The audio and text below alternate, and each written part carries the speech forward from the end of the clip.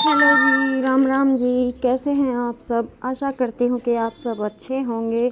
हम सब भी अच्छे हैं। तो रामनवमी की आप सबको शुभकामनाएं। भगवान करे ये त्योहार हर बार हर इंसान के जीवन में आए। खुशियों का त्योहार है और बड़ी खुशी के साथ सभी माता रानी को मनाते हैं, उनकी पूजा करते हैं। तो जी आज रामनवमी है और मैं उठ गई थी आज 4:30 बजे ही। एक बार तो मन किया था कि शाम को कन्या पूजन करूँगी, लेकिन फिर मन ने बस ऐसा हुआ कि मैं उठ गई और उठकर लग गई अपने काम में। तो प्लाट का दूध वगैरह मैंने निकाल लिया है। प्लाट का बस गोबर डालना है, तो वो मैं बीच में एक बार जाकर डाल कर आऊँगी। अभी मैं यहाँ पे हल्की हल्की झाड़ू लगा दूँगी और ये रई लगा रखी है, दूध बिलो कर रख दूँगी। फिर जो है कि वो खाना बनाने का काम ही बाकी रह जाएगा। भैंसों का गोबर डाल आऊँगी, लेकिन उनको अंदर उसकी दादी बांध देगी, तो ऐसा कुछ काम है नहीं। एक दिन अगर झाड़ू नहीं लगेगी तो कोई बड़ी बात नहीं है, कल कर लेंगे। तो आज ये काम ज़रूरी है। तो जी सोचा था उस तरह से तो थोड़ा प्रॉब्लम हुई व्रत रखने में, क्योंकि मेरी तबीयत खराब थी। लेकिन जैसे तैसे करके नवरात्रे पूरे हो चुके हैं। तो अभी मैं बना रही हूँ सासू जी के लिए और मेरे ससुर जी के लिए चाय। और चाय के साथ साथ मैं ये चावल धो के भिगो दूँगी। और जो मैंने शाम को चने भिगो कर रखे थे उनको मैं साफ़ कर दूँगी। साथ ही साथ जो हो जाए वही अच्छा है, क्योंकि बाद में करो चाहे अभी करो, करना तो मुझे ही है। तो बच्चे सो रहे हैं, शांत माहौल है, दिन निकल गया है। तो जितना हो सके अपना काम मैं अभी निपटाने की कोशिश करूँगी।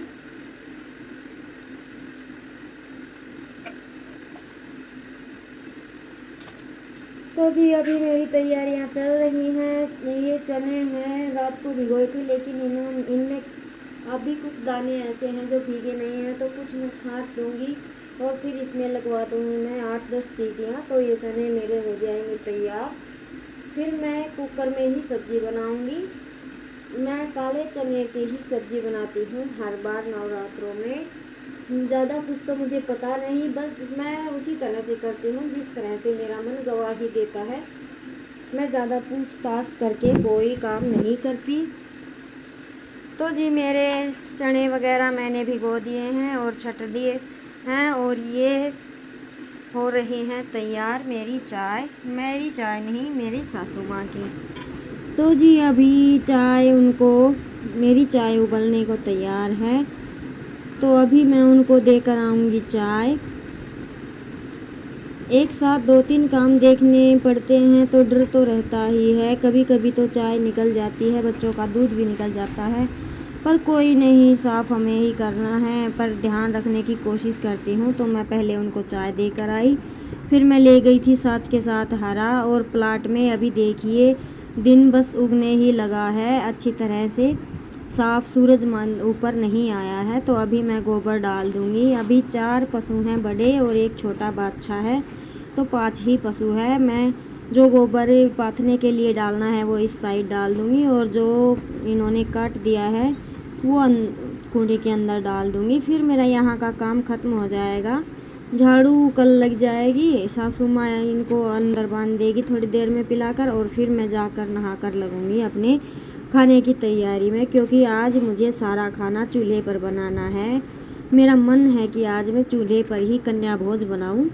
बस सब्जी मैंने गैस पर बनानी है और सारा काम मैं चूल्हे पर करूँगी, तो उसमें टाइम तो लगेगा ही। और जब कोई काम हम बहुत दिन बाद करते हैं ना, तो थोड़ा उसमें अजीब सा भी लगता है, लेकिन कोई नहीं, पूरियाँ ही बनानी है तो कर देंगे अपना सारा काम। तो फटाफट से पहले ये काम करते हैं, फिर करेंगे अपना और काम। पशु अभी ठंडे ठंडे मौसम में हरा खाने लग रहे हैं। तो सुबह के इस मौसम में ना इतनी शांति और इतनी ठंडक रहती है कि काम करने को मन करता है। लेकिन 8 बजे के बाद जब धूप सर पर चढ़ती है, तो ये समझ लीजिए कि 8 बजे की धूप भी 12 बजे के बराबर लगने लगती है। फिर तो कोई काम नहीं बन पाता। तो गर्मियों में तो कोशिश यही करनी चाहिए कि जल्दी उठकर अपना काम निपटा लेना चाहिए। ठंडे काम में मौसम में काम जल्दी होता है और दिन हमारा अच्छा ही निकलता है सारा। हेलो जी, राम राम जी, कैसे हैं आप सब? आशा करती हूँ कि आप सब अच्छे होंगे। और टाइम ये घड़ी मेरी बंद है, पूरे 6 बज चुके हैं और मेरा मोटा मोटा काम मैंने कर दिया है। अभी मैं घी निकालूंगी, चूल्हे पर मिट्टी लगाऊंगी और फिर करूंगी नहाकर पूजा की तैयारी। तो चलिए लगते हैं अपने काम पर। तो जी प्लाट का काम करने के बाद अब मेरा वहाँ पर कोई काम नहीं है। अब मैं आराम से नहा धोकर बनाऊंगी अपना खाना। उससे पहले मैं घी निकाल लेती हूँ और घी निकालने के बाद ये अपने चूल्हे पर मिट्टी लगा लेते हैं। डेली में हम चूल्हे पर मिट्टी नहीं लगाते हैं क्योंकि मैं तो चूल्हे को बस दूध गर्म करने के लिए ही यूज़ करती हूँ, लेकिन आज मेरा मन है कि मैं चूल्हे पर ही कन्या भोज बनाऊँ, तो इसलिए मैं मिट्टी लगा दूँगी चूल्हे पर।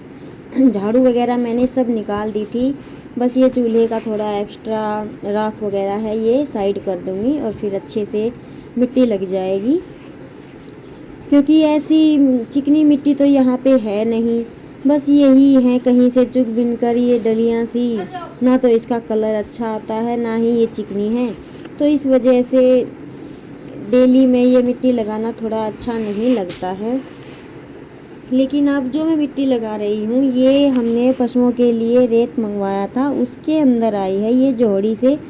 तो इसमें थोड़ी चिकनाई अच्छी है और कलर भी ठीक ठाक आ गया था।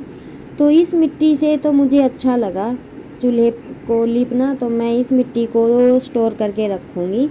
तो इससे ये है कि जल्दी जल्दी से। और आज मैं कपड़े से मिट्टी लगा रही हूँ, मैं ऐसे अक्सर लगाती नहीं हूँ, मैं हाथ से ही लीपती हूँ। लेकिन बस वही है कि देखते हैं तो ट्राई करने की कोशिश भी करते हैं। तो मैंने कहीं देखा था, इसी वजह से मैं भी लगाकर आज देख रही थी। एक दिन और पहले लगाया था मैंने इस चूल्हे पर मिट्टी, तो आज मैं लगा कर देख रही हूँ। अब काफ़ी अच्छा रिजल्ट आया। इससे ना मिट्टी जल्दी लग जाती है और जल्दी चूल्हा सूख जाता है। अगर आपको 10-15 मिनट के बाद रोटियां बनानी है तो उसके लिए चूल्हा एकदम तैयार हो जाता है जल्दी ही। तो जी मेरे चूल्हे पर मिट्टी लग गई है, आगे भी मैं थोड़ी थोड़ी लगा दूँगी और फिर मैं करूँगी अपना गैस साफ़ और स्लेब साफ़। पोछा लगाएगी किंसू, क्योंकि मुझे नहाना है, फिर लेट हो जाएगा। मैंने उनका दूध गर्म करके रख दिया है साइड में, क्योंकि बच्चे उठते हैं तो पहले फ्रेश होते हैं, उसके बाद ही पीते हैं। कभी ही ऐसा होता है कि वो पहले दूध पी लेते हैं। तो बस मैं दूध गर्म करके रख देती हूँ और कभी साथ के साथ ही करती हूँ। तो इस वजह से मैं लगी हूँ अपने काम में। और किंसू उठ गई थी, वो अपना फ्रेश हो रही थी। तब तक मैंने कहा कि मैं गैस साफ़ कर देती हूँ, फिर तुम लगा देना पोछा और मैं नहा लूँगी।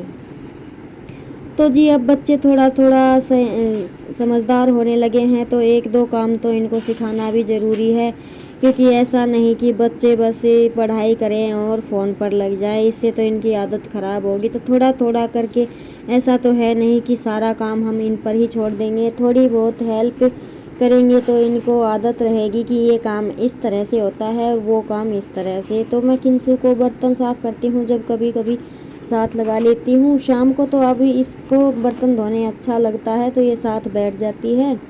वैसे मैं अकेली इनको कपड़े बर्तन धोने के लिए नहीं छोड़ती हूँ, बच्चे हैं, थोड़ा अच्छा नहीं लगता। तो जी अभी मेरा गैस वगैरह साफ़ मैंने कर दिया था। मैं दोबारा से फिर एक कपड़ा निचोड़ कर एक बार फिर से फेर दूँगी, थोड़ी स्वच्छता हो जाएगी।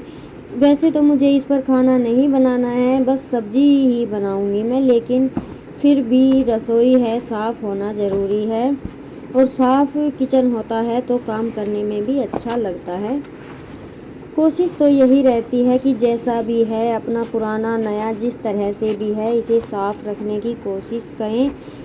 कई बार होता है कि काम की वजह से नहीं कर पाते इतने अच्छे से, तो थोड़ा बुरा लगता है। तो अभी किंसू करने लगी है पोछे का काम और मैं करूँगी मेरा बाकी का काम। मैंने इस टाइम जब ये पोछा लगा रही थी तो मैंने चूल्हे पर रख रखी थी खीर। मैं उस खीर को सही कर रही थी, क्योंकि हमारे यहाँ बंदर इतने ज़्यादा हैं, सुबह सुबह तो हमारे यहाँ ही रहते हैं।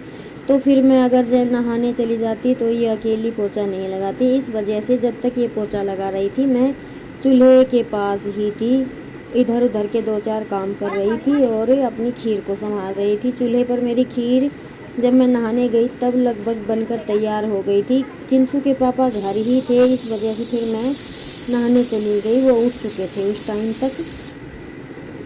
फिर तो उसके बाद मैंने किंसु की दादी को बुला लिया था। वो जल्दी ही भैंसों को अंदर बांध के आ गई थी, क्योंकि चूल्हे पर काम करना भी इतना आसान नहीं है हमारे यहाँ, क्योंकि हमारा घर पीपल के बिल्कुल नीचे ही है और हमने जहाँ मेरा चूल्हा है वहाँ पे टीन लगवाई हुई है। तो इस तरह से उछल कूद करते हैं। एक बार तो इन्होंने हमारी टीन तोड़ भी दी थी, तो डर लगता है कि कहीं सीधा चूल्हे के ऊपर ही ना आ गिरे। तो इसीलिए मैंने किंसु से कहकर किंसु की दादी को बुलवा लिया था और फिर मैंने बनाया था खाना चूल्हे पर। तो अभी किंसु पोछा लगा रही थी और मेरी खीर बन रही थी।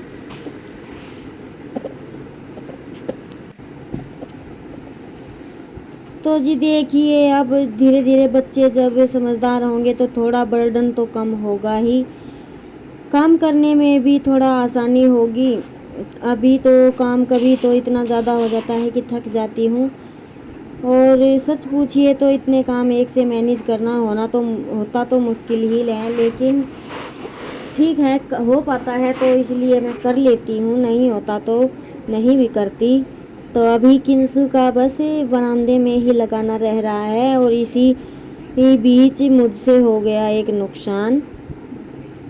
नुकसान ये हो गया कि मैं खीर में चीनी डालने के लिए डब्बा लेकर जा रही थी और मुझे ध्यान नहीं रहा। डब्बा थोड़ा लूज़ बंद था और वो अचानक से मेरे हाथ से छूट गया और चीनी ज़्यादा ही खिंड गई। तो ऊपर की तो मैंने डाल दी थी, फिर मुझे ये झाड़ू से इकट्ठी कर डालकर चाट में डालनी पड़ी। तो जल्दी जल्दी में कभी हम नुकसान के भी शिकार हो जाते हैं। तो कम से कम 1 कप चीनी मेरी ख़राब गई।